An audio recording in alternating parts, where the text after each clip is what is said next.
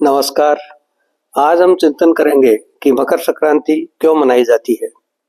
मकर संक्रांति का पर्व पूरे भारतवर्ष के साथ ही कई देशों में मनाया जाता है।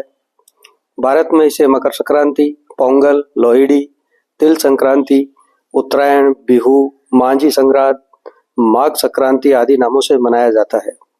इसके अलावा Nepal, Sri Lanka, Sindh, Bangladesh, Myanmar, Thailand, Laos, Cambodia आदि देशों में भी अलग अलग नामों से मनाया जाता है।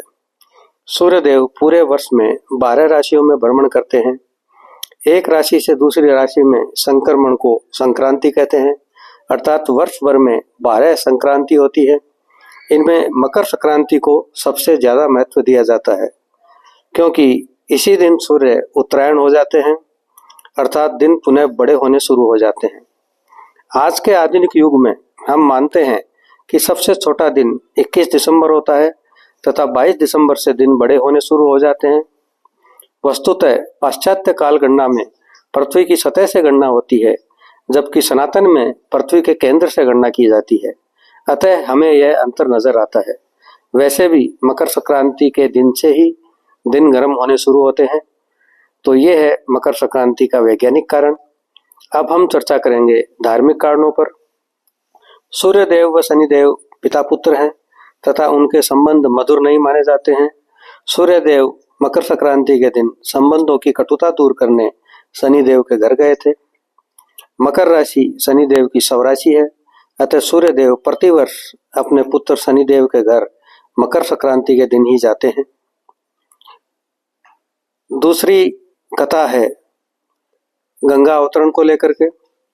इक्ष्वाकु वंश के प्रतापी राजा सगर हुए थे, जिन्होंने अश्वमेध यज्ञ किया, जिसके अश्व की रक्षा के लिए अपने 60,000 पुत्रों को नियुक्त किया।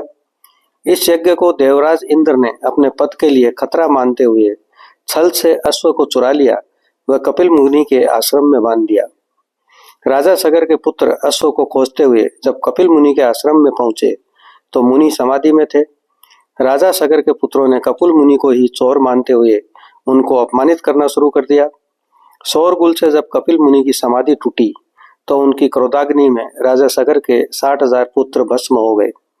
राजा सगर को जब यह ज्ञात हुआ तो वे आश्रम में पहुंचे। वह कपिल मुनि से क्षमा मांगी। वह अपने पुत्रों के उद्धार का उपाय पूछा। कपिल मुनि ने स्वर्ग से देवी गंगा के आने व उनके स्पर्श से उद्धार का उपाय बतलाया। कालांतर में राजा सगर के वंश में राजा भगीरथ हुए, जिन्होंने अपने तप के बल से देवताओं को प्रसन्न किया तथा देवी गंगा से वरदान प्राप्त किया। गंगा के पृथ्वी अवतरण के समय वरदान के अनुरूप देवी गंगा राजा भागीरथ के पीछे पीछे चलती हुई आज ही के दिन कपिल मुनि के आश्रम में पहुंची और राजा भगीरथ के पूर्वजों का उद्धार किया। इसके बाद समुद्र में प्रवेश कर गई। समुद्र में देवी गंगा ने जहां प्रवेश किया उस स्थान का नाम गंगा सागर तीर्थ पड़ा। मकर संक्रांति के दिन ही श्रद्धालु गंगा सागर में अपने व पूर्वजों के उद्धार के लिए स्नान करने आते हैं। ये दिन दान व पुण्य के लिए भी विशेष महत्व रखता है। तिल व गुड़ से बनाए खाद्यान्न इस दिन खाए व बांटे जाते हैं, जो कि शीत ऋतु अनुसार स्वास्थ्यवर्धक होते हैं। कुछ परंपराएं भी हैं, जिनमें सुहागिनों द्वारा 13 वस्तुएं बांटा जाना तथा राजस्थान में नववधुओं द्वारा ससुराल में मधुर संबंध बनाने के हेतु ससुराल वालों को भेंट देने की भी परंपरा है। इस दिन श्री हरि विष्णु, माता लक्ष्मी व सूर्य देव की पूजा का विशेष विधान है। मकर संक्रांति पर पतंग की चर्चा भी आवश्यक है।